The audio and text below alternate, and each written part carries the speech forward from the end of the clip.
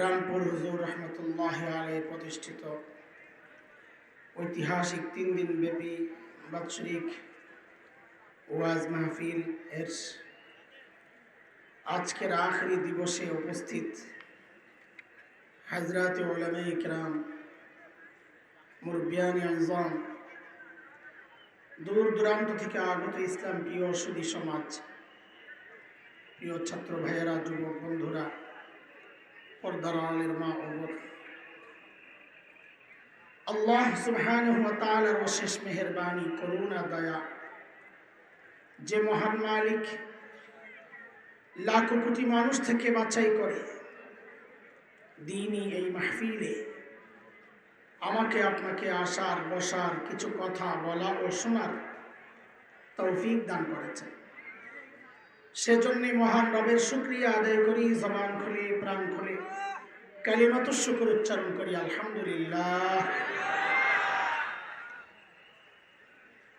চারিদিকের আওয়াজগুলো নিজে নিজে বন্ধ হইলে ভালো হয়, বিশেষ করে যে সমস্ত স্বেচ্ছাসেবক বাঁশির হক আদায় করতেছেন, বাঁশি বন্ধ করে একটু মাহফিলের হক আদায় করেন।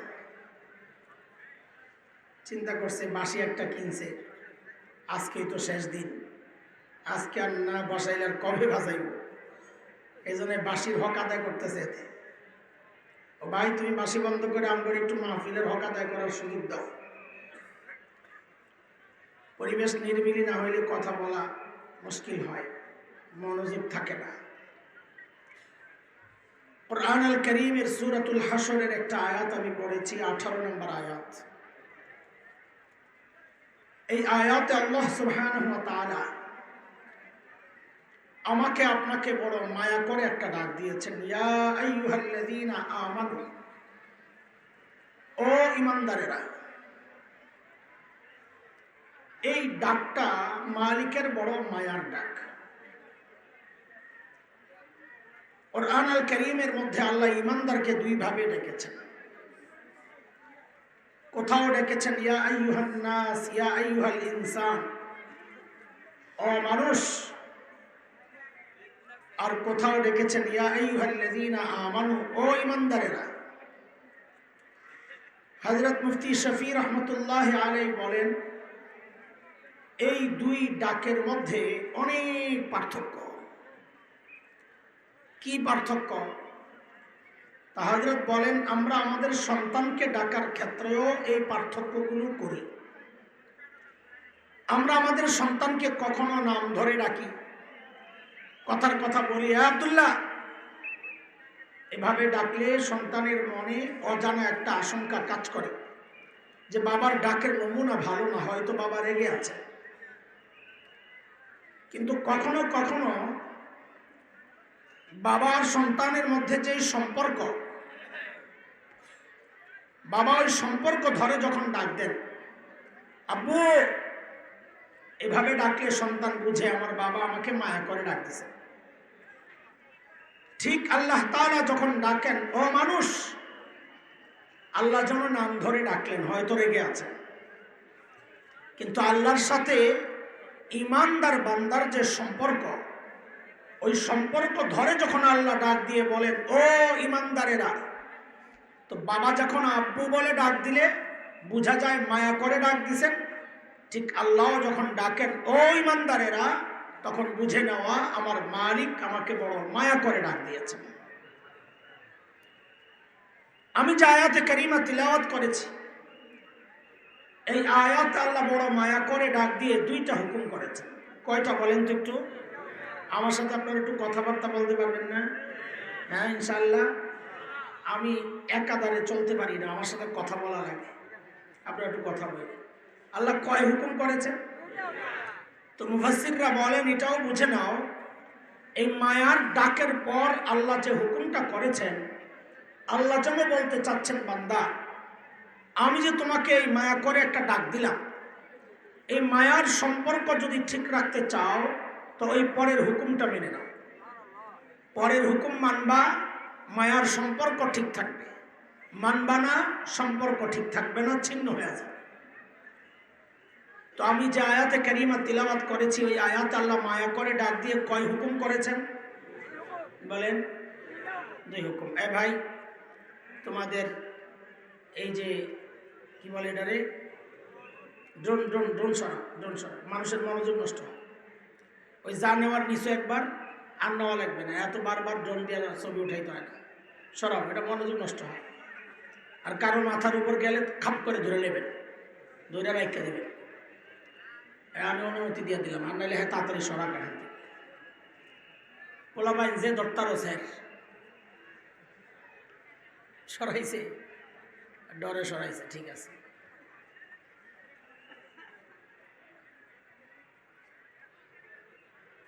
তো বলেন, আবার কথা বলেন, এই যে একটু সময় নষ্ট হয়। আল্লাহ তাআলা কয় হুকুম করেছেন? আল্লাহ বলেন, ইয়া আইয়ুহাল্লাযীনা আমানুত্তাকুল্লাহ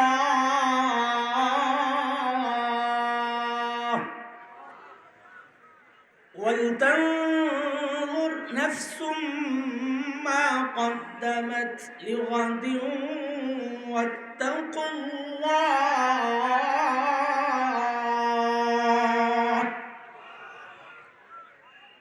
1 নম্বর হুকুম আল্লাহ বলেন, ও ঈমানদারেরা, আল্লাহকে ভয় করো।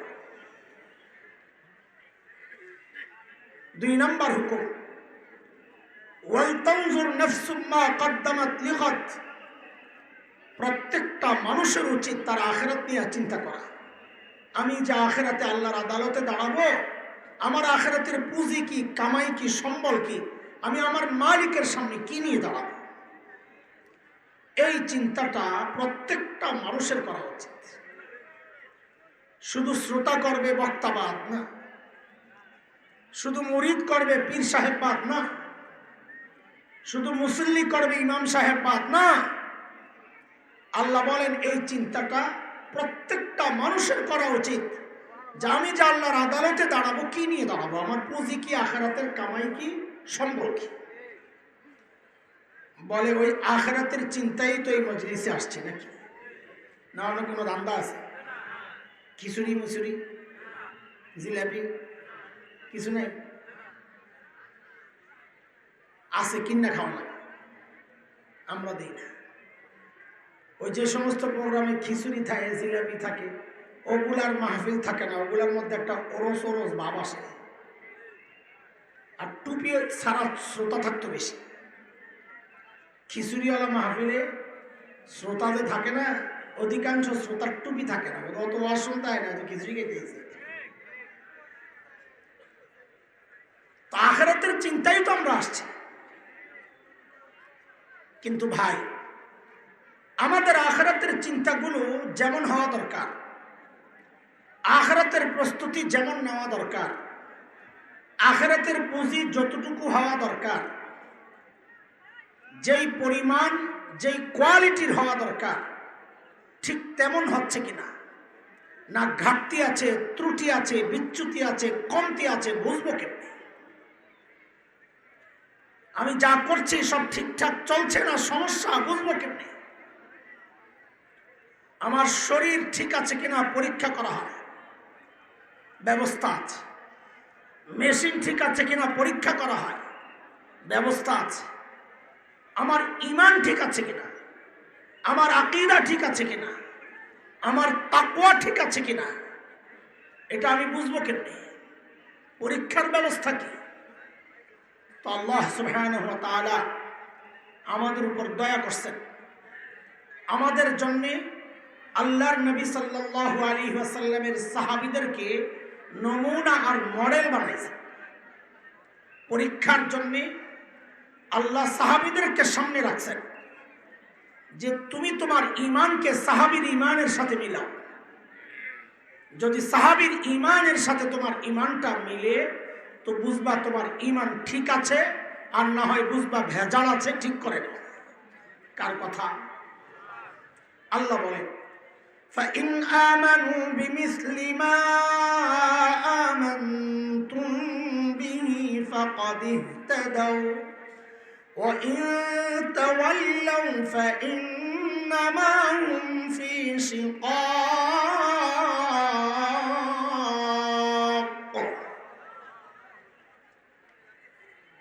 বলে তোমার তাকওয়া ঠিক আছে কিনা সাহাবীর তাকওয়ার সাথে মিলাও।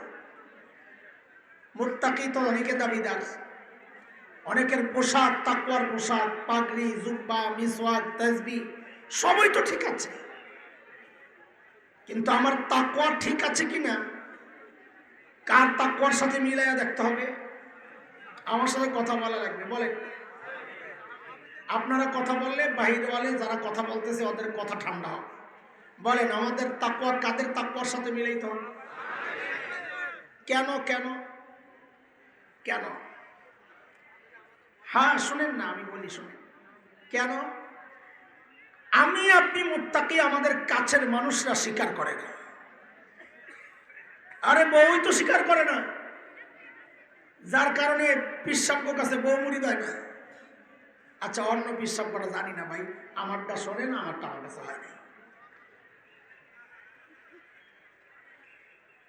যত কাছের মানুষ তার কাছে আমার অবস্থা তত পরিষ্কার।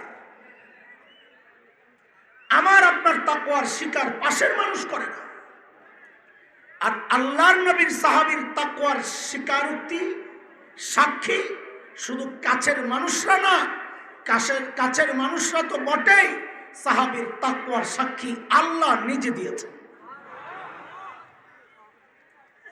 কই দিলেন, কেমনি দিলেন তো বুঝেন।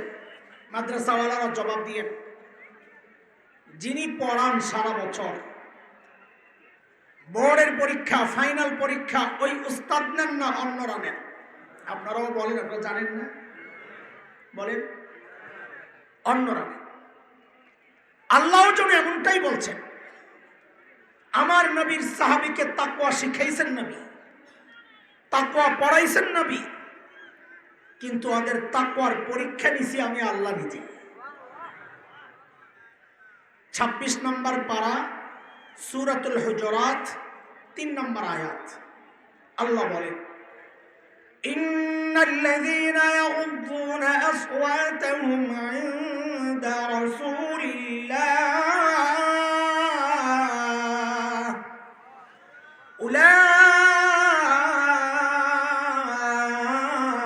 উলাইকাল্লাযীনা ইমতাহানাল্লাহু কুলুবাহুম লিত্তাকওয়া লাহুম মাগফিরাতুন ওয়া আজরুন আযীম।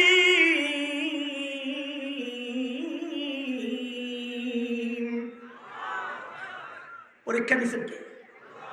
বলে পরীক্ষার ফলাফল কি? শুনেন শুনেন, ফলাফলটা একটু বুঝেন। আমাদের কাছে অনেক সময় পরীক্ষার খাতা আছে, মাদ্রাসার উস্তাদরা জবাব দিয়ে, পরীক্ষার খাতা যখন আসে কিছু কিছু খাতা এমন পড়ে লেখা দেখতে খুব একটা সুন্দর না, বানান টানানো কিছু ভুল টুল হয়, কিন্তু তার কাছে যা চাওয়া হয়েছে এত চমৎকার লেখছে, মনে হয় যেন লেখক নিজে আসলে এত সুন্দর করে সাজায়া লিখতে পারতেন না। তখন আর নাম্বার কাটতে মন চায় না, বরং হাতে এক্সট্রা নাম্বার যা থাকে সব দিয়ে আমার সর্বোচ্চ নাম্বার দেওয়া হয়। আবার এর উল্টাও হয়, কখনো কখনো এমন কিছু খাতা আসে, ওহো প্রথম পৃষ্ঠা দেখেই তো চোখ জুড়ে যায়, এত সুন্দর লেখা, যেন হাতে লেখে নাই, কম্পিউটারে টাইপ করা। কিন্তু একটু পড়ার পর বোঝা যায় আরে গন্ডগোল আছে, ওর কাছে যা চাওয়া হয়েছে এর দ্বারা কাছে হবে। দুনিয়া রাজকবি লেখালেখি যা আছে সব কইরা 8-10 পৃষ্ঠা ফাও নষ্ট কইরা শেষে লেখা দেয়, ওস্তাদজি পাস করাইয়া দিয়ে আপনার জন্য দোয়া করব। কেউ মরনা এমন খাতা পাননি মাঝে মাঝে, কথা বল না। সাহাবায়ে কেরামের পরীক্ষার পর্চা যেন এমন, কারো কারো লেখা খুব সুন্দর ছিল না, বুঝলেন, কেউ কেউ ভুল করেছেন যে ভুল ধরে ওটা বলতেছে, কারো কারো লেখা হয়তো অসুন্দর ছিল, কিছু বানান ভুলের মতো কিছু ভুল টুল হয়েছে, কিন্তু আল্লাহ আল্লাহ রসুলের আনুগত্যের বিষয়ে সাহাবায়ে কেরাম যেই প্রমাণ দিয়েছেন কিয়ামত পর্যন্ত এত চমৎকার ভাবে আর কেউ দেখাতে পারবে না।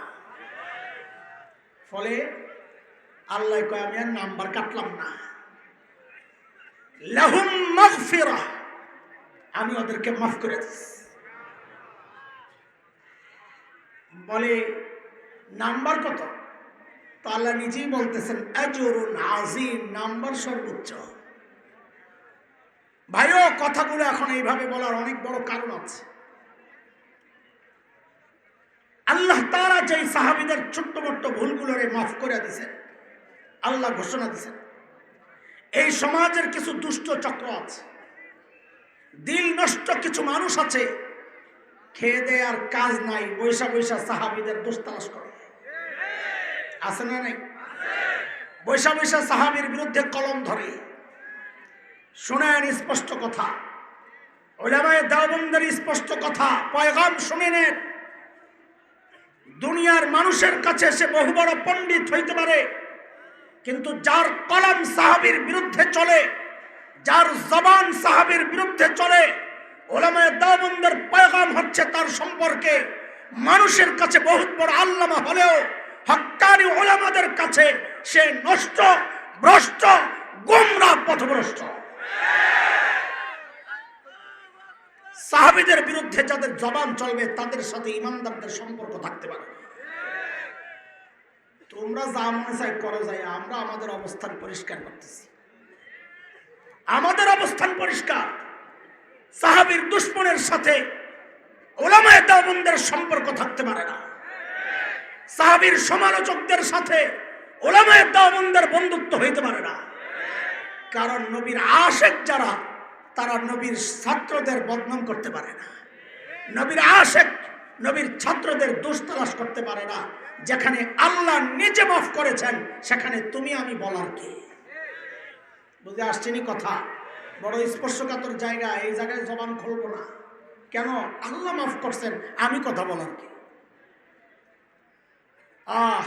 আবার পিছনে যাই, বলেন আমাদের আমল কাদের সাথে মিলাম? বলে আল্লাহ যদি কষ্টে মষ্টে মিলাইতে পারি দিবেন কি করে না? অনেক সময় সওয়াব দেখা আগ্রহ জাগে। লাইলাতুল কদর মানুষ রাত জাগে কেন? অনেক সওয়াব। শবে বারাতে রাত জাগে কেন? অনেক সওয়াব। তো সওয়াবটা দিবেন কি ওইটা একটু শুনলে না আগ্রহ বাড়বে। তো আল্লাহ তাআলা সূরা তাওবা 100 নম্বর আয়াত, ঠিক 100 নম্বর আয়াত, আল্লাহ কি বলেন জানেন? কিয়ামত পর্যন্ত যাদের আমল সাহাবীর আমলের সাথে মিলবে, আমি সাহাবীদেরকে যা দিছি তাদেরকেও তাই দিব। কথা হইল সাহাবীদেরকে দিছেন কি? তা আল্লাহ বলে দুই জিনিস। কয় জিনিস? এক নাম্বার হচ্ছে সন্তুষ্টির স্বীকৃতি, আমি ওদেরকে জানিয়ে দিছি আমি ওদের উপর রাজি হয়ে গেছি। দুই নম্বর হচ্ছে জান্নাতের সুসংবাদ। কাজে কিয়ামত পর্যন্ত যাদের আমল সাহাবীর আমলের সাথে মিলবে, আল্লাহ বলেন আমি তাদেরকেও, সাহাবীদেরকে যা দিছি তাদেরকেও তাই দিয়ে দেব। কার কথা? আরো জোরে আল্লাহ বলেন والسابقون الأولون من المهاجرين والأنصار والذين اتبعوهم بإحسان رضي الله عنهم ورضوا عنه وأعد لهم جنات تجري تحتها الأنهار خالدين فيها أبدا ذلك الفوز العظيم। বলেন বলেন আমাদের আমল কাদের সাথে মিলাম? যুবকরা কথা কও, কাদের সাথে? হ্যাঁ, বইয়ের হয়েছে মিলতে আজ এত সোজা মুখে কয়ে দিলে হয়ে যাব। জিন্দিগিতে মিলবে না। কেন মিলবে না? কেন মিলবে? আমাকে আপনাকে সেজদা শিখাইছেন আমাদের ওস্তাদ, আমাদের বাবা মা, আর সাহাবীকে সেজদা শিখাইছেন মুহাম্মদুর রাসূলুল্লাহ সাল্লাল্লাহু আলাইহি ওয়াসাল্লাম। মিলবে কোত্থেকে? কোথায় এতক্ষণ কি বললেন? হ্যাঁ, ওইটাই হলো বুঝার বিষয়। মিলবে না। আমাদের কাজ হচ্ছে কাছাকাছি যাওয়ার চেষ্টা করা। বলেন তো আমাদের কাজ কি? আমাদের বুজুর্গরা বলেন, ও যুবক, সোনার অক্ষরে লিখে রাখার মতো একটা কথা, বড়দের কথা বলে, দুনিয়ার জিন্দেগিতে সাহাবীর যত কাছাকাছি পৌঁছতে পারবা, হাসরেও সাহাবীর তত কাছাকাছি উঠতে পারবা। এখন হাসরে কতটা কাছে থাকতে চান, ওই হিসাবে দুনিয়ার জিন্দেগি সাজান। হিসাব সোজা, বুঝে আসছে না কথা? চলেন আমরা একটু দেখি সাহাবীদের সাথে আমাদের পার্থক্যটা কোথায়, দূরত্বটা কোথায়। এই এক দুইটা পার্থক্যই হচ্ছে আজকে আমাদের বয়ানের মূল পয়েন্ট। সমাজ বাস্তবতায় একটা পার্থক্য আপনাদেরকে শোনাই। দেখেন, আমরা লেখাপড়া করছি, একটু একটু খেলাধুলাও তো করছিলাম ছোটকালে, নাকি? বাজান খেলছেন না? আরে আমি খেলছি, ডরান কেন আপনি? যখন খেলছি তখন কি নাম ছিল? ওই যে কি লাগছে, ও নাম তো নাই। যখন খেলছিলাম তখন কি নাম ছিল? মাওলানা হাসান জামিল সাহেব। তখন তো নাম ছিল হাসান না, কি ছিল? হাসান না। হাসান নাই খেললে কি সমস্যা? খেলছি, কিন্তু লেখাপড়াও করছি। আমি আমার সময়ের সেরা ছাত্র, আমার জামাতে আমি সবসময় ফার্স্ট হয়েছি। এখনকার বাচ্চারাও খেলাধুলা করে, লেখাপড়াও করে। তা আমাদের সাথে এখনকার বাচ্চাদের কোনো পার্থক্য আছে না নাই? আছে, আছে। কি আছে? একটা মৌলিক চিন্তার পার্থক্য। খেয়াল করেন, এটা বুঝলে সাহাবীদের সাথে আমাদের পার্থক্যের বিষয়টা বুঝবেন। পার্থক্যটা কি? আমরা সারাক্ষণ মাথায় থাকতো লেখাপড়া, পড়তাম, ফাঁক পাইলে মাঝে মাঝে খেলতাম। আমরা লেখাপড়া করতাম ফাঁকে ফাঁকে। আর এখনকার বাচ্চাদের চিন্তা হইল সারাদিন মোবাইল টিপবে, খেলবে, ফাঁক পাইলে পড়বে। কথা বলেন না? আমরা লেখাপড়ার ফাঁকে ফাঁকে খেলতাম, ওরা চায় খেলাধুলার ফাঁকে ফাঁকে পড়তে। ঠিক আছে নি বাজার? ঠিক সাহাবীদের সাথে আমাদের পার্থক্যের একটা মূল পয়েন্ট এটা। সাহাবায়ে কেরাম আখিরাতের কাজ করতেন, কিন্তু দুনিয়ার কাজ কি করেন নাই? একটু জবাব দিয়ে। ওট বকরি চড়ান নাই, খেজুর বাগানের পরিচর্যা করেন নাই, ব্যবসা বাণিজ্য করেন নাই? করেছেন। আখিরাতের কাজও করেছেন, তাই না? আমরাও দুনিয়ার কাজ করি, আখিরাতের কাজও করছি। এই যে আখিরাতের কাজ করতেছি। তা আমাদের সাথে সাহাবায়ে কেরামের পার্থক্য কোথায়? একটা মূল পার্থক্য এটা, অনেক পার্থক্যের মধ্যে একটা এটা। সাহাবায়ে কেরাম করতেন আখিরাতের কাজ, ফাঁকে ফাঁকে করতেন দুনিয়ার কাজ। আর আমরা করি দুনিয়ার কাজ, ফাঁকে ফাঁকে করি আখিরাতের কাজ। আরে ঠিক পরে কোন, আসলটা তো রয়ে গেছে, অন্য কই নেই। কি সেটা? সাহাবায়ে কেরাম আখিরাতের কাজের ফাঁকে ফাঁকে দুনিয়ার যেই কাজ করতেন, ওই কাজটাকেও সুন্নত তরিকায় কইরা ওই দুনিয়ার কাজকেও আখিরাতের কাজ বানায় ফেলতেন।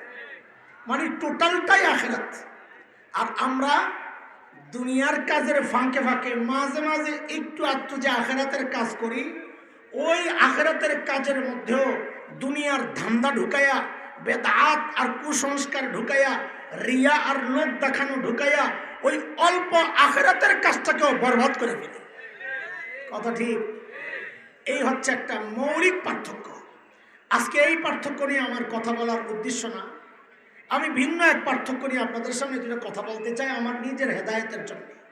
কথাগুলো আমি আমার চিকিৎসার জন্যই বলব, কারণ আমি বিশ্বাস করি এখানে আমরা যারা বসা আছি সবচেয়ে বড় রোগী আর আসামি আমি নিজে। সবচেয়ে বড় বেশি চিকিৎসা আমার দরকার। বলে তো এখানে কি চিকিৎসার জায়গা? হ্যাঁ, আমাদের মুরব্বীরা এমনি নিজের চিকিৎসা করাতেন। হাকিমুল উম্মত মুজাদ্দিদে মিল্লাত হযরত মাওলানা আশরাফ আলী থানভী রহমতুল্লাহি আলাইহি বলেছেন, আমি যখন আমার মধ্যে কোনো রোগ অনুভব করি, আত্মার রোগ, তখন আমি ওই বিষয়ে বেশি বেশি বয়ান করি যেন আমার চিকিৎসা হয়। বুঝে আসছে না কথা? সেই আমি আমার চিকিৎসার অংশ হিসাবে কিছু কথা বলতে চাই। ভাই, আল্লাহ আমাদেরকে তাকওয়া অর্জনের হুকুম করেছেন যে তোমরা মুত্তাকি হয়ে যাও, আল্লাহকে ভয় করো। আমাদের তাকওয়া আর সাহাবীর তাকওয়ার পার্থক্য শোনাইতে চাই। আমরা তাকওয়া বলতে কি বুঝি, সাহাবীরা তাকওয়া বলতে কি বুঝেছেন? হ্যাঁ, এই মানুষটা মানে অসুস্থ, এটার একটু বুঝায় টুজায় বের করা যায় কিনা? আচ্ছা ঠিক আছে, চুপচাপ বসে থাকো, চুপচাপ বসে থাকো। আল্লাহ আলহামদুলিল্লাহ আফারি পড়েন তো, একদিকে তাকায় আলহামদুলিল্লাহ হিল্লাদি পড়েন না, আলহামদুলিল্লাহ হিল্লাদি আফানি মিম্মা তালাকা বিহ ওয়া ফাদ্দালানি আলা কাসীরিন মিম্মান খালাকা তাফদীলা। তিরমিজি শরীফে আসছে হযরতে ইবনে ওমর আন ওমর রিওয়ায়াত রাদিয়াল্লাহু আনহু, যে কেউ কোনো বিপদগ্রস্ত ব্যক্তিকে দেখে এই দোয়াটা পড়লে আল্লাহ অন্তত তাকে ওই বিপদে ফেলবেন না। এই জন্য দোয়াটা মুখস্থ করে নিব। কাউকে কোনো বিপদগ্রস্ত কাউকে, যে কাউকে দেখলে, অ্যাক্সিডেন্ট দেখছি পড়বো, ফকির দেখছি পড়বো, বাচ্চা একজনের কথা শোনে না, এই লোকটা পেরেশান, আমার বাচ্চা আমার কথা শোনে না, ওই লোকটাকে দেখে আপনি পড়েন। একজন বলতেছে আমার বাচ্চাটা অসুস্থ, দোয়া, আমি তার জন্য দোয়া করার আগে আগে নিজের জন্য দোয়া করি, আল্লাহ ওরে যে বিপদে ফেলাইছে আল্লাহ আমারে ফেলাইও না। এই দোয়াটা পড়ি, এই দোয়াটা শিখে নেবেন, অনেক কার্যকর দোয়া। আল্লাহ আল্লাহ আল্লাহকে শান্ত করে দেন। তাকওয়া বলতে আমরা কি বুঝি, সাহাবীরা কি বুঝছেন, এটা একটু খেয়াল করেন, তাকওয়া দিকে মনোযোগ দিয়েন না। আপনারা আমাকে জবাব দেন, একটা প্রশ্নের জবাব দেন, মনোযোগ মনোযোগ। বলেন তো আল্লাহর নবীর সবচাইতে প্রিয় মানুষ কে ছিলেন? জবাবতে বলি নাই তো, বলেন আল্লাহর নবীর সবচাইতে প্রিয় মানুষ কে ছিলেন? আরে একজনের কথা বলেন, সাহাবায়ে কেরাম বললে হবে নাকি? আল্লাহর নবীর সবচেয়ে প্রিয় মানুষ কে ছিলেন? জোরে কোন। একজন কয় আবু বকর সিদ্দিক, একজন কয় হযরত খাদিজা। আর কোন মতামত আসেনি আপনাকে? আয়েশা। আর কোন মতামত? হাসান হোসেন বাদ আছে? আরো মতামত আছে? সুবহানাল্লাহ। আমি তো মনে করছিলাম কোনাকুনি দৌড় দেবো। কি কয় আপনার এলাকায়? কোন ইচ্ছা কয়নি? কোন ইচ্ছা, কোন ইচ্ছা কয়? আমি তো মনে করছি কোনাকুনি দৌড় দেবো। এখন তো আপনারা আমার এই মুসিবতে ফেলাইছেন। এখন তো এই হাদিস শোনাইতে। আল্লাহর নবীর সবচেয়ে প্রিয় মানুষ কে ছিলেন? তো শুনেন, বুখারীতে আসছে রিওয়ায়াত। এক যুদ্ধ ছিল যাতুস সালাসিল। ওই যুদ্ধে নবীজি বাহিনী পাঠাইছেন 300। সেনাপতি বানাইছেন সাহাবী আমর ইবনুল আস রাদিয়াল্লাহু আনহুকে। সাহাবী আমর ইবনুল আস সেনাপতি শত্রু এলাকায় গিয়ে বুঝলেন শত্রুর যে শক্তি, আমরা এই 300 নিয়ে তাদের মোকাবেলা করা ঠিক হবে না। তখন তিনি মদিনায় আরো সৈন্য চেয়ে খবর পাঠালেন যে নবীজি আমাদের আরো সৈন্য দরকার। অবস্থার ভয়াবহতা লক্ষ্য করে নবীজি সাল্লাল্লাহু আলাইহি সাল্লাম বড় বড় সাহাবীদের সমন্বয়ে, বড় বড় বলতে আবু বকর রাদিয়াল্লাহু আনহু ছিলেন, ওমর ছিলেন, সব বড় বড় সাহাবীদেরকে নিয়ে আরো 200 সৈন্য আরেক সাহাবী আবু উবাইদা ইবনুল জাররাহ রাদিয়াল্লাহু আনহুর নেতৃত্বে পাঠিয়ে দিয়েছে। ভাই টোটাল কত হয়েছে? কত? এই 500 নেতৃত্ব হযরত আমর ইবনুল আস, মূল সেনাপতি। এখন সাহাবী আমর ইবনুল আসের মনের মধ্যে একটা আশা খালি ঘুরে। কি আশা? যে আবু বকর থাকতে, ওমর থাকতে, নবীজি এত বড় বড় সাহাবীরা থাকতে আমারে কেন সেনাপতি বানাইলেন? মনে হয় গোপনে গোপনে নবীজি সবচেয়ে বেশি আমাকেই ভালোবাসেন। এখন ভিতরে আশা ঘুরতেছে, বাস্তবে দেখে আরেকটা। এই ভেতরের অনুভূতি আর বাস্তবতার সংঘর্ষ চলছে। চিন্তা করলো এই দ্বিধা মধ্যে পড়ে থাকার দরকার কি? নবীজিকে জিজ্ঞেস করলেই তো হয়। তো একদিন নবীজিকে গিয়ে জিজ্ঞেস করতেছেন, ইয়া রাসূলুল্লাহ আইয়ুন নাস আহাব্বু ইলাইক। নবীজি আপনার কাছে সবচেয়ে প্রিয় মানুষ কে? প্রশ্ন তো করছেন, কিন্তু ভিতরে ভিতরে তো আশা আমার নামটাই তো আইব। নবীজি সাল্লাল্লাহু আলাইহি ওয়াসাল্লাম বলেন, আমার কাছে সবচাইতে প্রিয় হচ্ছে আয়েশা। কে কে? এইবার ঠিক করে জবাব দেন। এতক্ষণ তো এক একজনে এক একটা কইছেন, এইবার ঠিক করে কর, আল্লাহর নবীর সবচাইতে প্রিয় মানুষ কে ছিলেন? আহা, নবীজি তার স্ত্রীর কথা বলছেন আয়েশা। আপনিও কি ওইভাবেই বলবেন নাকি? আপনার কোনো সম্পর্কের জায়গা নাই ওখানে? ছোট্ট কি বলে শুদ্ধ করে সম্মান বজায় রেখে শব্দগুলো উচ্চারণ করা দরকার। তারা আমার মা, কোরআন স্বীকৃত মা। সূরা আহজাবের 6 নম্বর আয়াত আল্লাহ বলেছেন নবীর স্ত্রীরা আমাদের বিবি। সেই হিসাবে জবাব দেন আল্লাহর নবীর সবচেয়ে প্রিয় মানুষ কে ছিলেন? আম্মা জান আয়েশা। বলেন, ঠিক করে বলেন।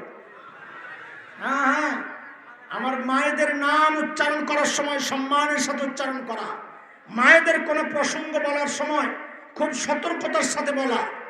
এখনকার অনেক আল্লাহর বান্দা করে দেখা যায় সুবহানাল্লাহ আম্মা জান খাদিজার প্রসঙ্গ আলোচনা করতেছেন এমন তাচ্ছিল্যের সাথে, এমন স্বাভাবিকভাবে যেন আম্মা জান খাদিজা নবীজির স্ত্রী না, ওনার কোনো বন্ধু বান্ধব হবে, এইভাবে কথা বলতেছে। নাউজুবিল্লাহ, এটা দিল নষ্ট হওয়ার আলামত। আল্লাহর নবীর সাহাবীরা নবীজির স্ত্রীদেরকে কেউ সম্মানের সাথে যদি স্মরণ না করে, বুঝতে হবে তার দিলে সমস্যা আছে। এইবার ঠিক করে বলেন আল্লাহর নবীর সবচাইতে প্রিয় মানুষ কে ছিলেন? সাহাবী একটা ধাক্কা খাইছেন না? আর আশা করলাম কি নবীজি বললেন কি, তা আবার মনে মনে নিজেরে সামলাইছেন। কি মনে কইরা? আর এটা তো নারী ক্যাটাগরির, পুরুষ ক্যাটাগরি তো আমার হয়ে গেছে। এই প্রশ্নই আবার করলেন, ইয়া রাসূলুল্লাহ মিনার রিজাল, ছেলেদের মধ্যে সবচেয়ে প্রিয় কে? এইবার তো আশা আমার নামটা আসতেছে। নবীজি বলেন আবুহা, ছেলেদের মধ্যে সবচেয়ে প্রিয় আয়েশার বাবা আবু বকর।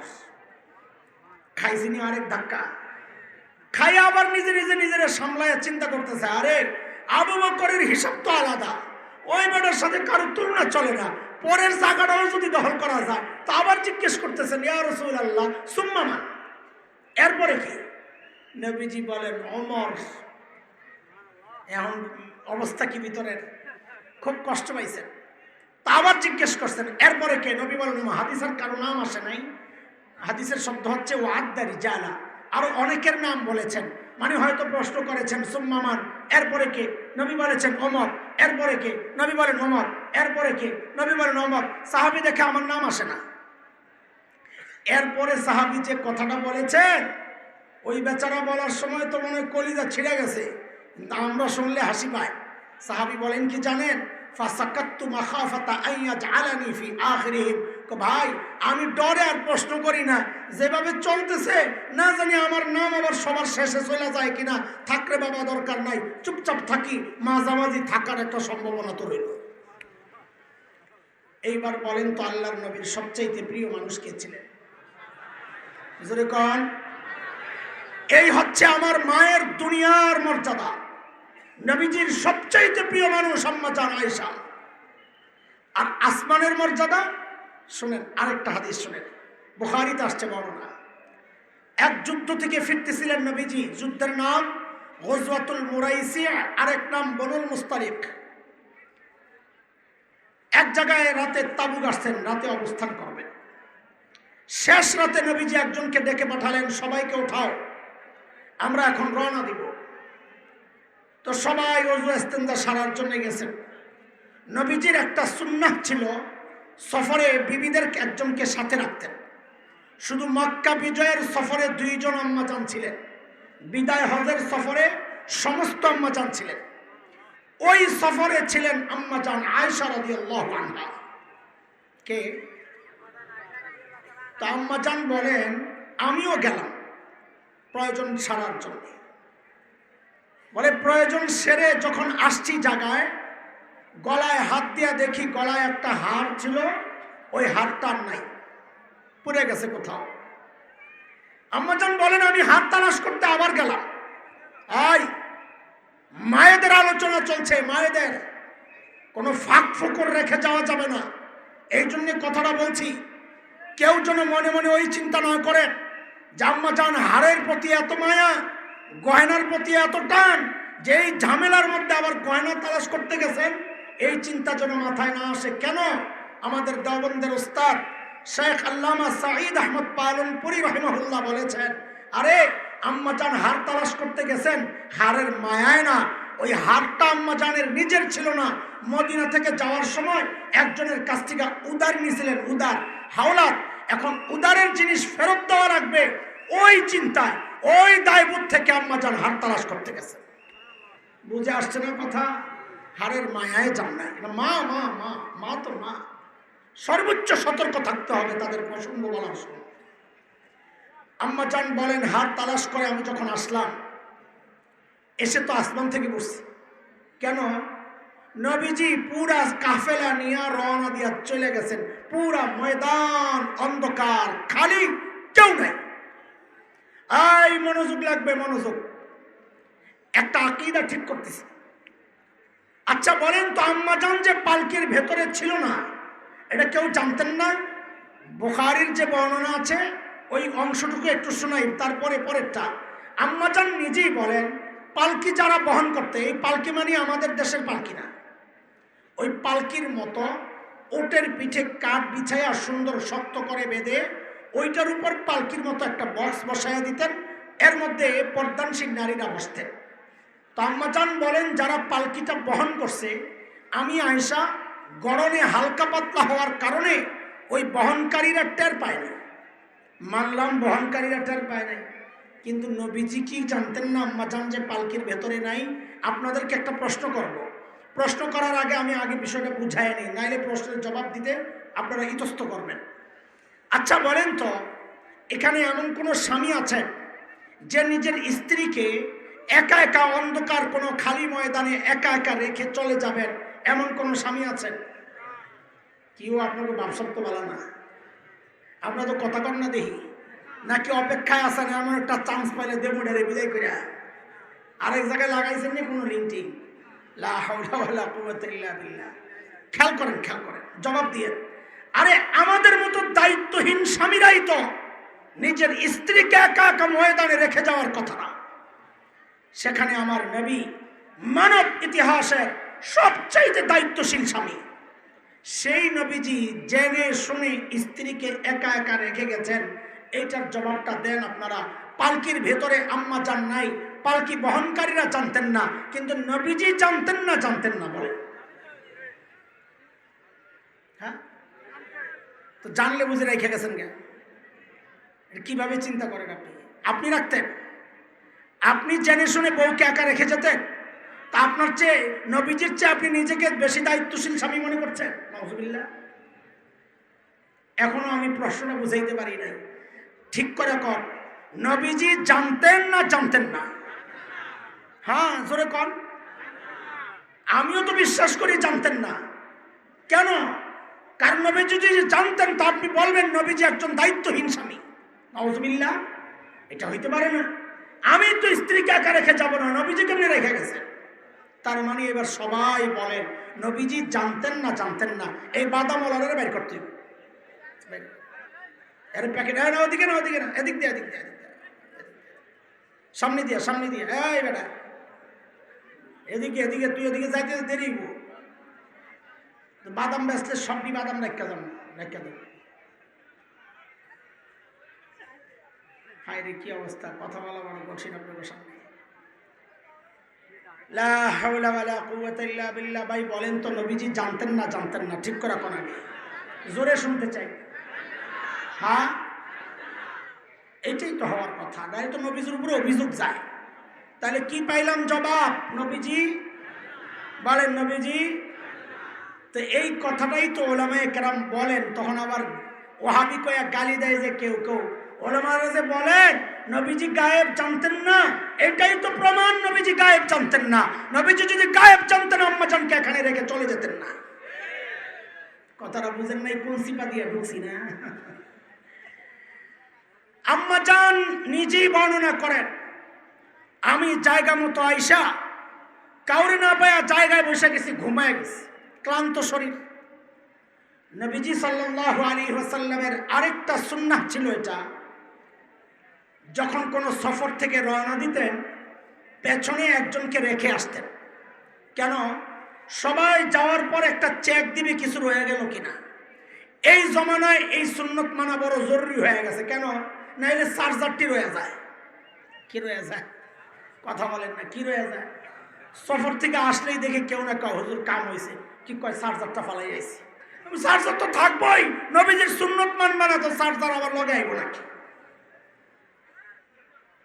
যেই সাহাবীকে নবীজি রেখে আসছিলেন ওই সাহাবী মালপত্র খুঁজতে খুঁজতে খুঁজতে খুঁজতে আম্মা জানের সামনে আইসা অবাক হইয়া শুধু এতটুকু বলেছেন, ইন্না লিল্লাহি ওয়া ইন্না ইলাইহি রাজিউন। কি বলছেন? এতটুকু বইলা নিজের বাহনটা নিয়ে আসছেন, বসায়া আম্মা জান উঠছেন, নিজে পায়ে হেঁটে হেঁটে নবীজির পরবর্তী গন্তব্যের কাছে নিয়ে আম্মা জানকে নিয়ে হাজির হয়েছেন।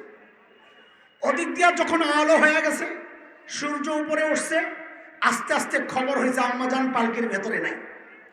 নাই তো নাই, নাই নাই নাই নাই, কোথাও নাই।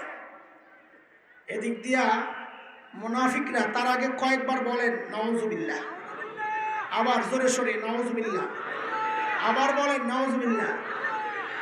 মুনাফিকরা খবর ছড়াইয়া দিছে একটা বাজে খবর। কি? ওই যে পেছনে যে সাহাবীকে নবীজি দায়িত্বে রেখে আসছেন, নাউজুবিল্লাহ, ওই সাহাবীর সাথে আম্মা জান আয়েশার অবৈধ সম্পর্ক ছিল, এই জন্য আম্মা জান ইচ্ছা করে পিছনে রয়ে গেছে। পুরা মদিনা গরম, মুনাফিকরা পুরা খবর নিয়ে গরম করে ফেলছে মদিনা। আরে দুর্বল কিছু কিছু মুসলমানও জড়ায় গেছে। হযরত আবু বকর রাদিয়াল্লাহু আনহুর সম্পর্কের ভাগিনা, যে আবু বকরের দয়া দাক্ষিণ্যে অনুগ্রহে চলে, বদরি সাহাবী হযরত মিস্তাহ রাদিয়াল্লাহু আনহু জড়ায় গেছে। বিখ্যাত আরবি কবি সাহাবী কবি হাসান ইবনে সাবিত জড়ায় গেছেন। নবীজির এক শালিকা আম্মা জান হযরত যায়েনব বিনতে জাহাশের বোন হামনাহ বিনতে জাহাশ রাদিয়াল্লাহু আনহুম জড়ায় গেছেন। গোটা মদিনা গরম, কিন্তু আম্মা জান কিছুই জানেন না। আম্মা জান কিছুই জানেন না। 1 মাস পর্যন্ত আম্মা জান কিছুই জানেন না। নবীজিও একটু চুপচাপ, কিছু বলেন না, হাসিও কমে গেছে। 1 মাস পর আম্মা জান যখন জানলেন এমন একটা খবর বাজারে চলতেছে, কেমন লাগে আম্মা জানের? আসমান থেকে পড়ছে। আম্মা জান নবীজির কাছে ছুটি চাইছেন, বাবার বাড়ি যাবেন। নবীজি ছুটি দিয়েছেন, যাও। বাবা আবু বকর মা উম্মে রোমান রাদিয়াল্লাহু আনহুমাকে গিয়ে জিজ্ঞেস করেছেন, এমন একটা আওয়াজ চলতেছে বাজারে, আপনারা কিছু জানেন? জানি। মন্তব্য? কোনো বক্তব্য নাই। আরে আবু বকর তো হাসান জামিল না। এই জমানার বাপরা হইলে মেয়েরে কি কইতো, যে 1 মাস হয়ে গেছে তোর জামাই এখনো কোনো সিদ্ধান্ত দেয় না, ওই জামার ভাত খাওয়ান লাগবো না, আয়া পর। তিনি তো আবু বকর, তিনি হাসান জামিল না। যেখানে নবী চুপ, সেখানে আবু বকর কথা বলতে পারেন না। 3 দিন পর্যন্ত আম্মা জান কান্না আর কান্না, খাওয়া নাই, ঘুম নাই। বলেন যে চোখের পানিও তো শেষ, বুক খালি হয়ে গেছে, পানি নাই। 3 দিন পর নবীজি আসছেন। নবীজি এসে আম্মা জানকে এমন এক প্রশ্ন করছেন, আম্মা জানের কলিজাটা খান খান হয়ে গেছে। নবীজি জিজ্ঞেস করেন, আয়েশা, যদি ভুল কিছু কইরা থাকো তো আল্লাহর কাছে মাফ চাও। দেখছেন, নবীজি যে গায়েব জানেন না, এটার আরেকটা প্রমাণ। জানতেন না যে আরেকটা প্রমাণ। নবীজি বলেন, আয়েশা, যদি ভুল করে থাকো আল্লাহর কাছে মাফ চাও। গায়েব জানলে বলতেন, আয়েশা, আমি জানি তুমি কিছু করো নাই, তবে আল্লাহর ওহী, আল্লাহর বিধান আসা পর্যন্ত একটু অপেক্ষা করো। নবীজি এটা বলেন নাই। নবীজি বলেন, আয়েশা, যদি ভুল করো তো আল্লাহর কাছে মাফ চাও। আম্মা জান কয়, এইটাই আমি এত কষ্ট পাইছি। তা আম্মা জান জবাব যেটা দিয়েছেন, কষ্টটা কিছুটা প্রকাশ পাইছে। বলে, আমি যদি এখন মিথ্যা কথা বলি যে হ্যাঁ তার সাথে আমার কিছু সম্পর্ক ছিল, তা আপনারা বিশ্বাস করবেন। আর যদি সত্য বলি না, কিচ্ছু ছিল না, তা আপনারা বিশ্বাস করবেন না। তা আপনাদের সাথে আমার কথা বলার দরকার কি? আমার জন্য আমার আল্লাহই যথেষ্ট। এর মধ্যে নবীজির উপর ওহী নাজিল হওয়া শুরু হয়েছে, ওহী আসা শুরু হয়েছে। ওহী যখন আসতো বোঝা যাইত। আম্মা জানেরই বর্ণনা আসছে বুখারীর শুরুতে, ওয়া ইন্না জাবিনাহু লা তাফাসসাদু আরাকা। নবীজির কপাল ঘেমে ভিজে যেত, রক ফুলে যেত, চোখ লাল হয়ে যেত, খরখর আওয়াজ হতো। সাহাবায়ে কেরাম চাদর দিয়া মুড়ো দিয়া দিতেন যেন ওটা দেখা না যায়, এরকম একটা অবস্থা, ভয় লাগত। তো ওহী আসতেছে, সবাই বুঝতেছে। ওহী নাজিল হওয়া শেষ, নবীজির ঠোঁটে মুস্কি হাসি, নবীজি মিটি মিটি হাসতেছেন। কেন? আমার আল্লাহ আমার মায়ের পবিত্রতার সাক্ষী দিয়া আম্মা জান আয়েশার পক্ষ নিয়া একটা দুইটা তিনটা আর চারটা পাঁচটা না দোস্ত, কোরআন আল কারীমের 10টা আয়াত নাযিল করেছে। তার মধ্যে একটা আয়াত তো বড় কঠিন। সাহাবীদেরকে আল্লাহ তাআলা রীতিমতো ধমকাইতেছিলেন, শাসাইতেছিলেন সাহাবীদেরকে। কি বইলা? আল্লাহ বলেন, ফালাউলা ইন সামি'তুমুহু কুনতুম মা ইয়াকুনু লানা আন নাতাকাল্লামা বিহাযা সুবহানাক হাযা বুহতানুন আযীম।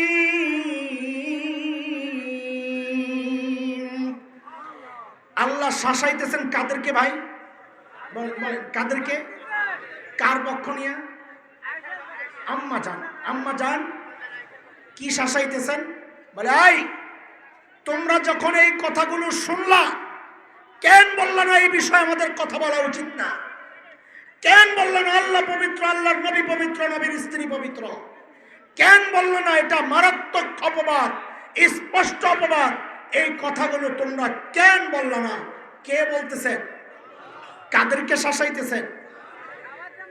এই হচ্ছে আমার মায়ের মর্যাদা শুনাইতেছি। কেন আমি পরে আসতেছি, আগে একটু মাকে বুঝাই, চিনাই আপনাকে। দুনিয়ায় আমার মায়ের মর্যাদা কি? নবীজির সবচাইতে প্রিয়। আসমানের উপর মর্যাদা কি? যার পবিত্রতার সাক্ষী দিয়ে আল্লাহ কয় আয়াত নাযিল করেছেন? 10 আয়াত। এইভাবে যদি আমি আমার মায়ের মর্যাদা শুনাইতে থাকি, রাত শেষ হবে। ছোট্ট একটা কথা বলে আমি মূল পয়েন্টে যাব, কেন কথাগুলো বলছি। আম্মা জান 3টা বিষয় নিয়ে খুব গর্ব করতেন। মৃত্যুকালীন, নবীজির ইন্তেকালকালীন সময়ের কিছু বিষয় নিয়ে আম্মাজান গর্ব করতেন। সেটা ছিল কয়টা? 3টা। বুখারীতে আসছে নবীজির ওফাত সংক্রান্ত যে হাদিসগুলো, যে অধ্যায়, ওখানে আম্মাজানের এই বিষয়টা আসছে। 3 গর্ব কি?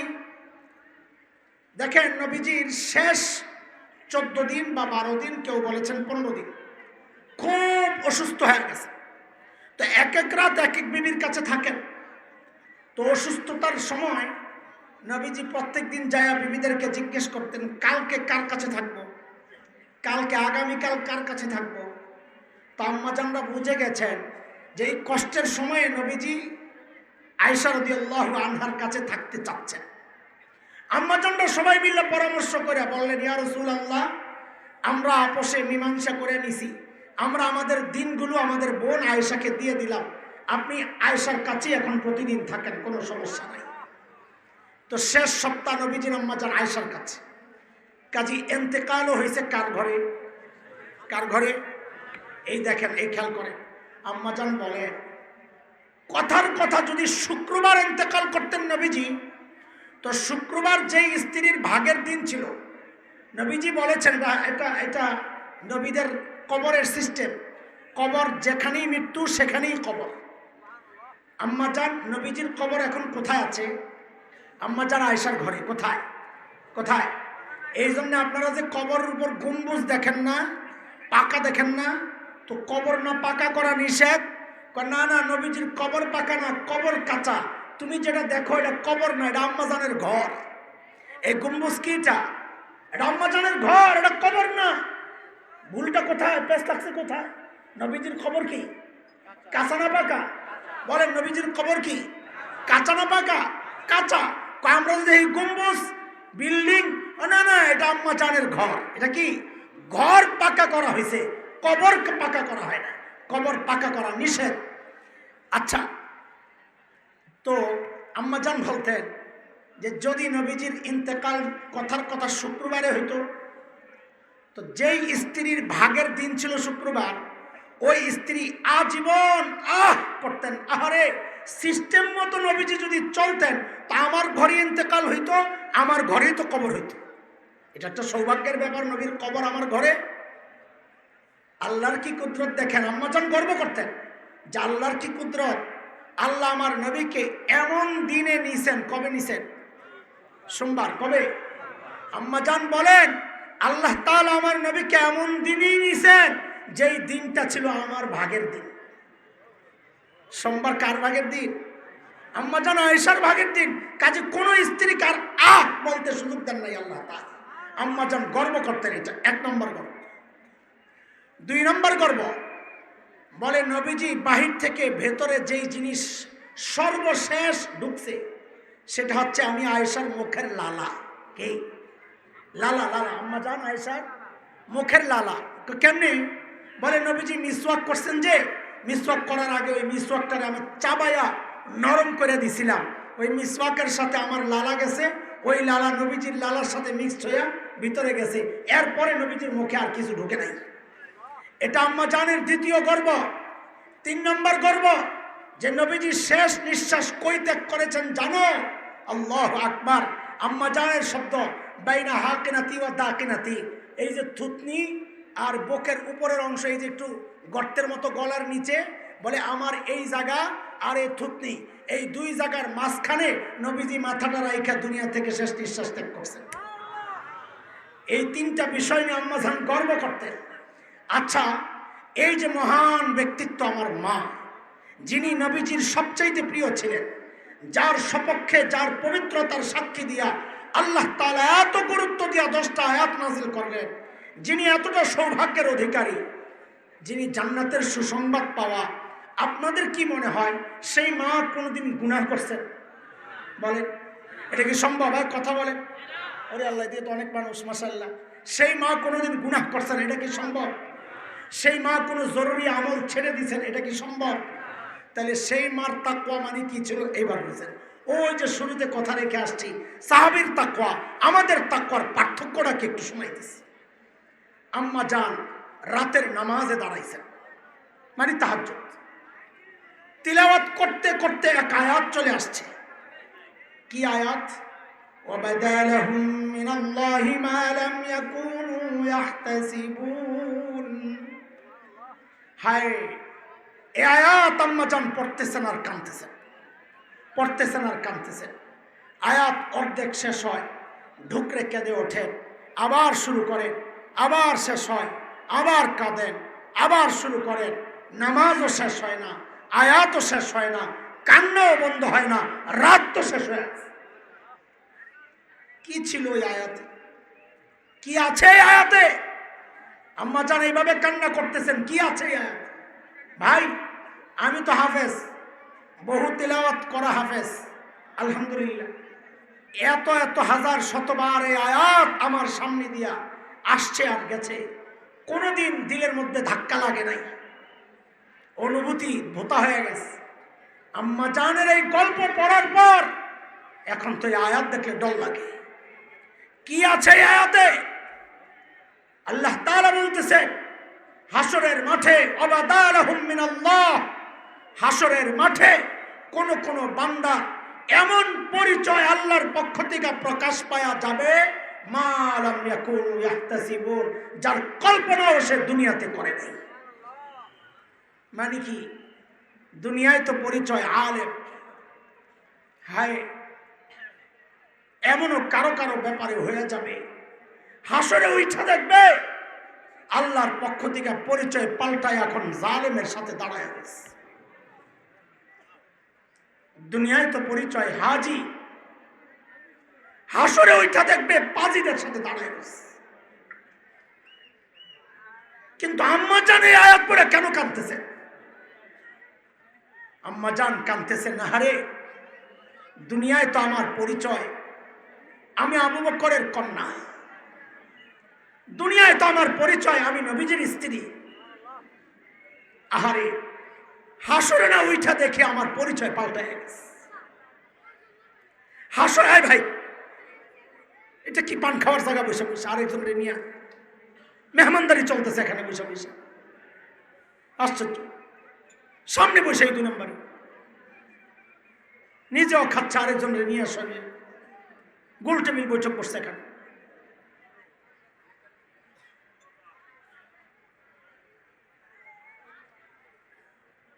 আমরা হাসরের মাঠের পেরেশানি লয়ে আছি, উনি পানের পেরেশানি ছাড়তে পারেন না, তো হাসরের চিন্তা করবো কবে?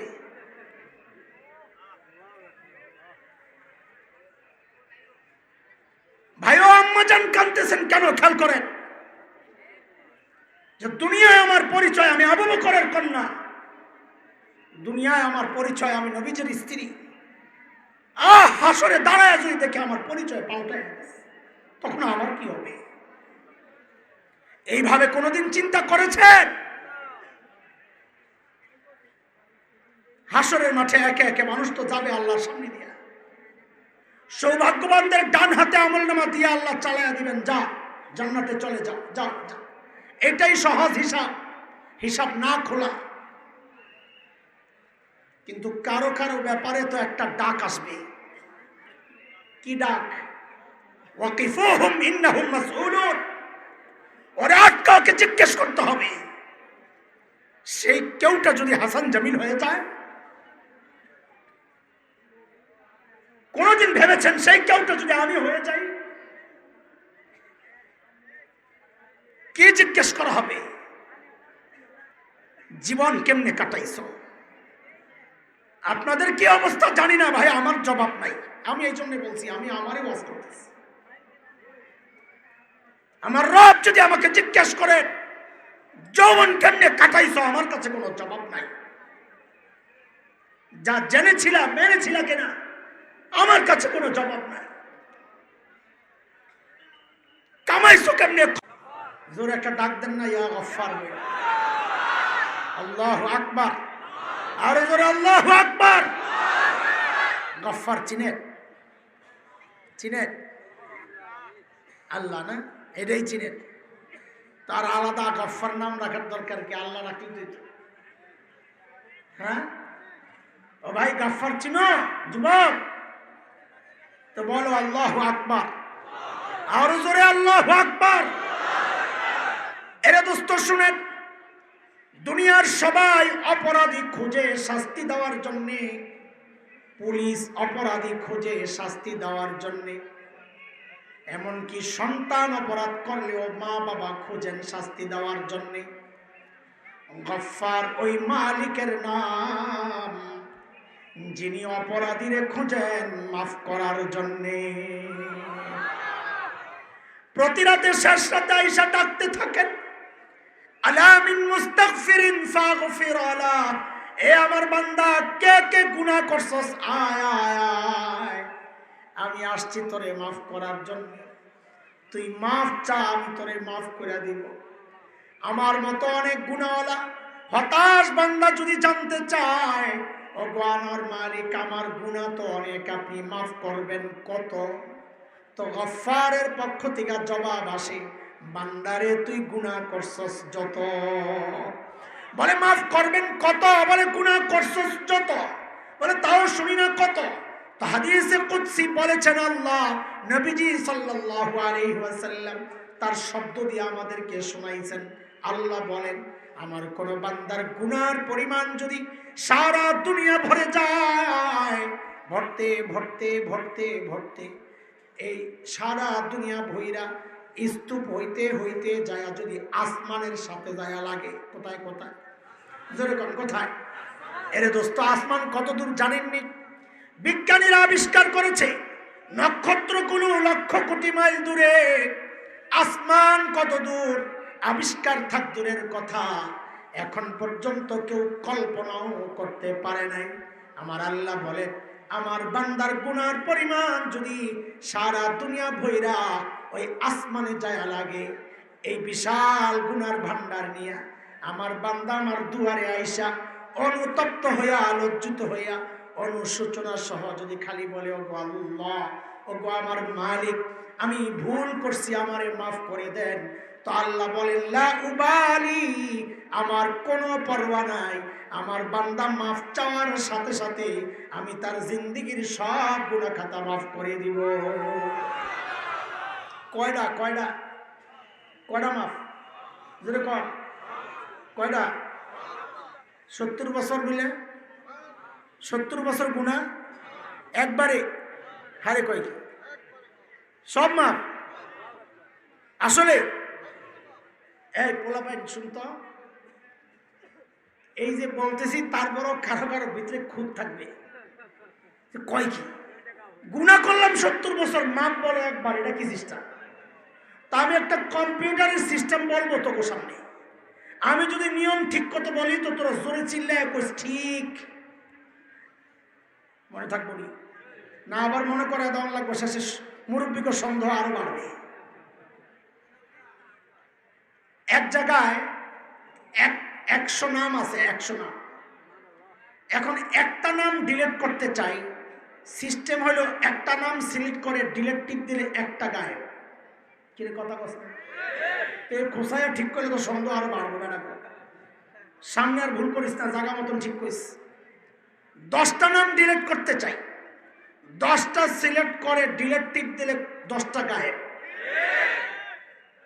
সবটি নাম ডিলিট করতে চাই, সিস্টেম কি? এটা কি কয়? হ্যাঁ কেউ বাজান শব্দ একটা কইতাছে শুনিনি আপনি? অল ডিলিট কি কয়? অল ডিলিটের সিস্টেমটা বুঝেননি আপনি?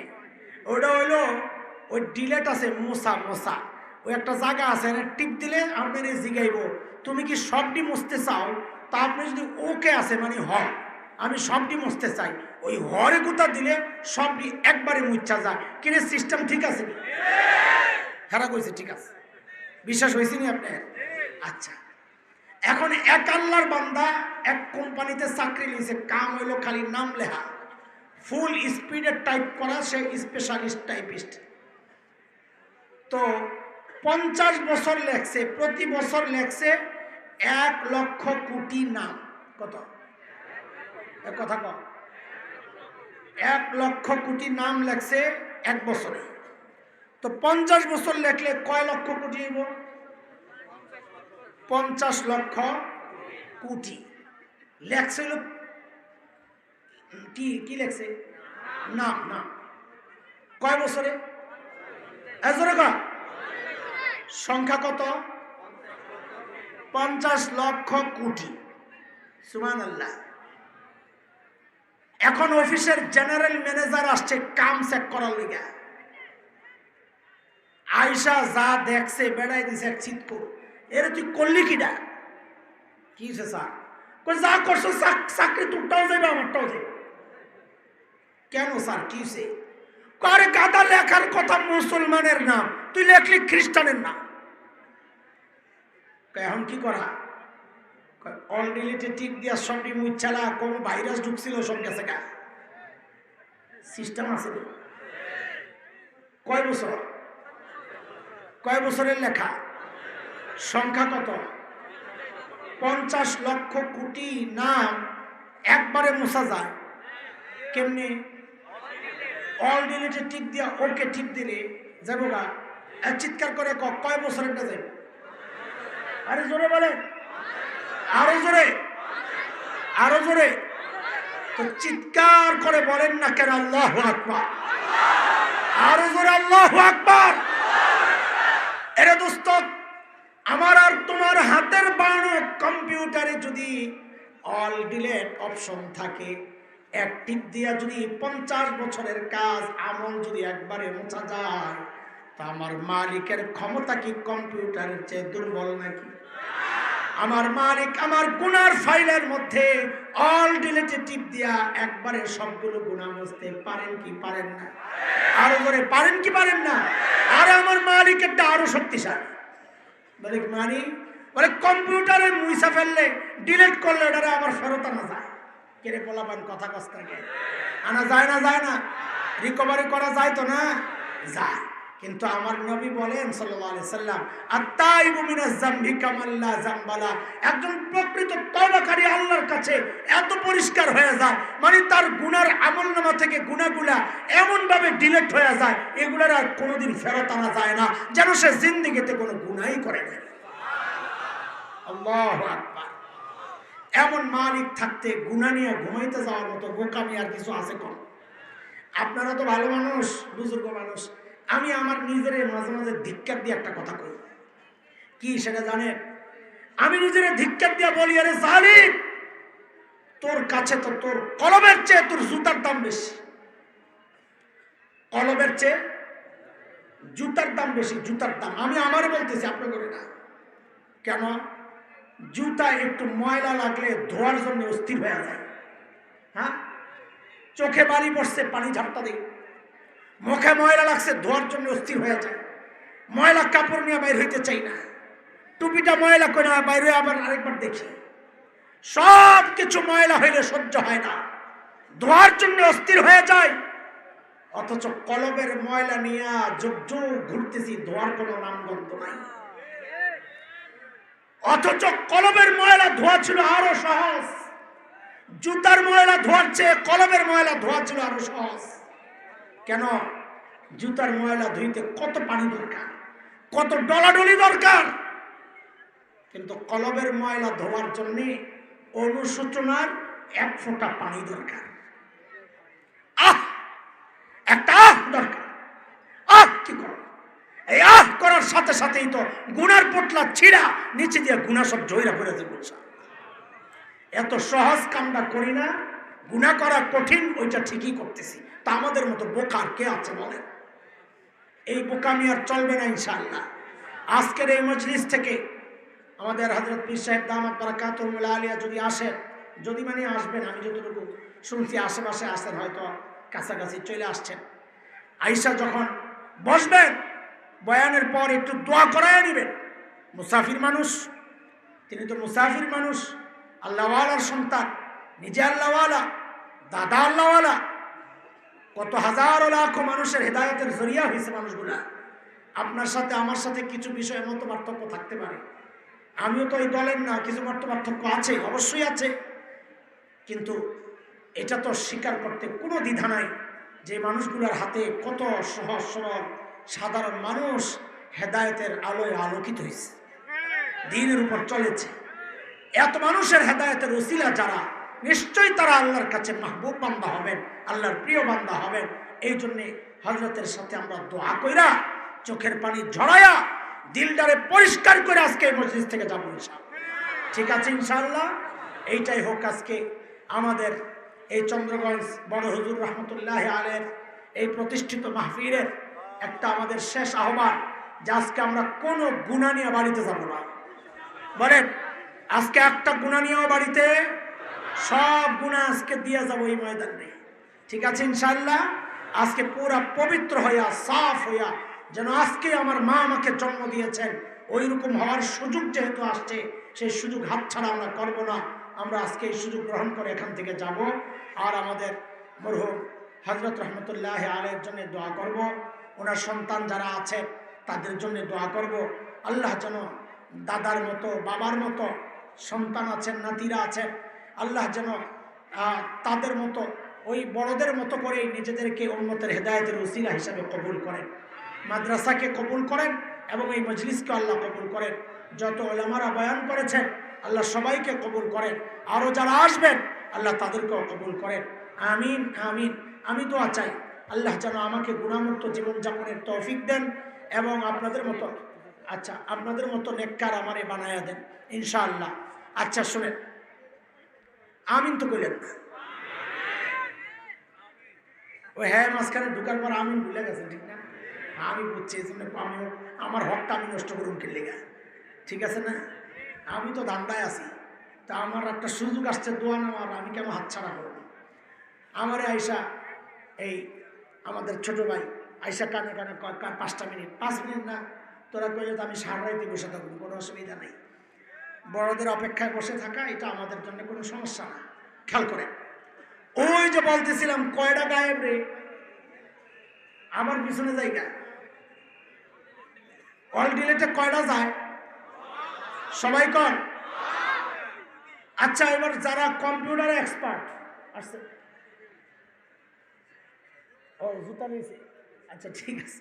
এই শুনেন, কম্পিউটারে এক্সপার্ট যারা তারা কথা বলবে, বাকির আন্দাজি কথা করে না। ওই যে নাম ছিল কি খ্রিস্টানের, মনে আছে নি কি না? আচ্ছা, এমন কোন সফটওয়্যার বের হয়েছে, যুবক কথা কইস, আমারে মাদ্রাসার নিরীহ মৌলবি মনে করে আন্দাজি একটা জবাব দিয়ে দিস না, আমি কিন্তু ডিজিটাল মৌলবি। এমন কোন সফটওয়্যার কি বের হয়েছে যেটা ইনস্টল করলে ওই একটা সুইচের টিপ দিলে, ওকে টিপ দিলে ওই 50 লক্ষ কোটি খ্রিস্টানের নাম অটোমেটিক মুসলমানের নাম হয়ে যাবে। লেখছিল ডোনাল্ড ট্রাম্প, টিপ দিছে হয়ে গেছে হাসান জামিল। এমন কোন সফটওয়্যার বেরিয়েছে? জোরে কয়, আরো জোরে। আল্লাহ কয় আমার কাছে আছে, আমার কাছে ওই সিস্টেম আছে। বলে কি আছে? তাহলে কয় তুই গুনাহ করছস, অল ডিলিটে টিপ দিছস। শুনেন শুনেন, কম্পিউটারের পরিভাষা অল ডিলেট, শরীয়তের পরিভাষা তাওবা নসুহা। বলেন, শরীয়তের পরিভাষা, কম্পিউটারের পরিভাষা, শরীয়তের পরিভাষা। কাম কোনটা বেশি শক্তিশালী? অল ডিলেট না তাওবা নসুহা? কেন অল ডিলেট দিয়া যা ডিলেট করে ওটারে আনা যায়, তাওবা নসুহা দিয়া যা ডিলেট করে ওটারে আনা যায় না। রয়ে গেছে আরো পার্থক্য, এটা বুঝেন। ওই যে তাওবা নসুহার মাধ্যমে যে গুনাহগুলা ডিলিট করা হয়েছে, আল্লাহ বলেন বান্দা আমার কাছে আরেকটা সিস্টেম আছে, ওই সফটওয়্যার ইনস্টল কর, কইরা তুই কাম শুরু কর। মানে কি? বলে তওবা কইরা বান্দা যদি আবার নেকি করা শুরু করে, তা আল্লাহ বলেন যেই কয়টা গুনাহ বান্দা করেছিল ওই গুনাহগুলারে সরাইয়া ঠিক ওই পরিমাণ নেকি আমি তার আমলনামায় ঢুকাইয়া দিই। কে বলেছে? সূরা ফুরকানে আসছে। কোথায়? এদিকে এদিকে। আপনারা বাসি শুনেন না আমার কথা শুনেন? কোন সূরা আসছে? সূরা ফুরকান। আল্লাহ কি বলেন খেয়াল করেন, ইল্লা মান তাবা ওয়া আমানা ওয়া আমিলা আমালান সালিহা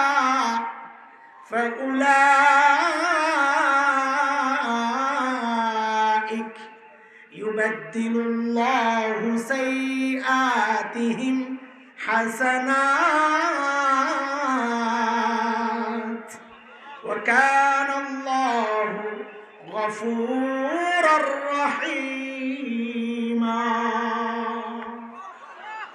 আল্লাহ বলেন আমার কোন বান্দা যদি পাক্কা দিলে তওবা করে আর যদি নেক আমল চালু করে দেয়, তা আমি আল্লাহ তার গুনাহগুলারে সরাইয়া ঠিক ওই পরিমাণ নেকি তার আমলনামায় ঢুকায়া দেব। আল্লাহু আকবার, আল্লাহু আকবার। এই জায়গা পরিষ্কার করো, হট্টগোল করো না, কেউ ডিস্টার্ব করো না, বড়দেরকে কষ্ট দিও না। স্বেচ্ছাসেবক যারা মহাব্বতের সাথে সরাও, মহাব্বতের সাথে সরাও, কষ্ট দিও না, কষ্ট দিও না। উঠবেন না ওরা। আরে আসলেই যেটা দেখবেন ওইটা দেখার দরকার কি? কিরে ভাই, আসলেই তো দেখবেন। আলহামদুলিল্লাহ পড়েন, আলহামদুলিল্লাহ, লিল্লাহি তাকবীর, নারায়ে তাকবীর। পীর সাহেব হুজুরের আগমন, শুভেচ্ছা, স্বাগতম। আগামীর কোন বাংলাদেশ দেখতে চান? ভারত পাকিস্তানের বাংলাদেশ, খেলাফতের বাংলাদেশ?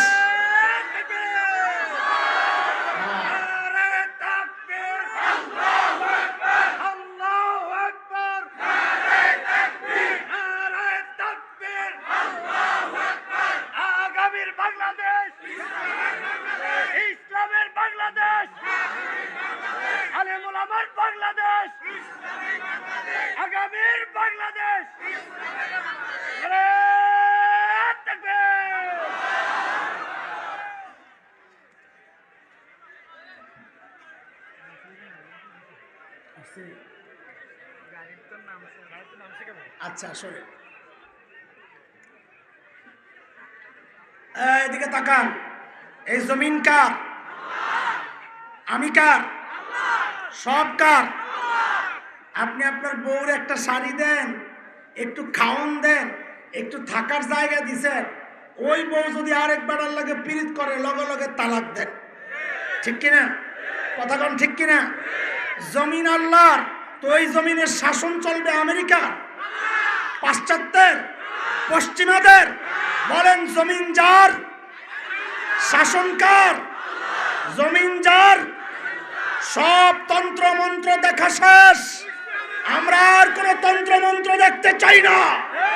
আগামীর বাংলাদেশ হবে খেলাফতের বাংলাদেশ, ইসলামের বাংলাদেশ, কোরআনের বাংলাদেশ।